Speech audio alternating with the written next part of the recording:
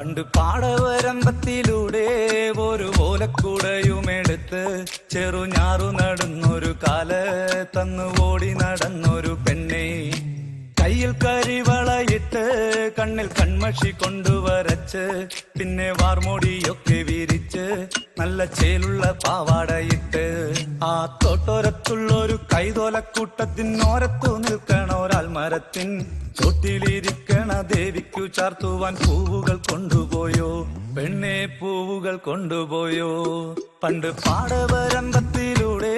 ഒരു ഓലക്കുടയുമെടുത്ത് ചെറുഞാറു നടന്നൊരു കാല തന്നു ഓടി നടന്നൊരു പെണ്ണെ, കയ്യിൽ കരിവളയിട്ട് കണ്ണിൽ കൺമഷി കൊണ്ടുവരച്ച്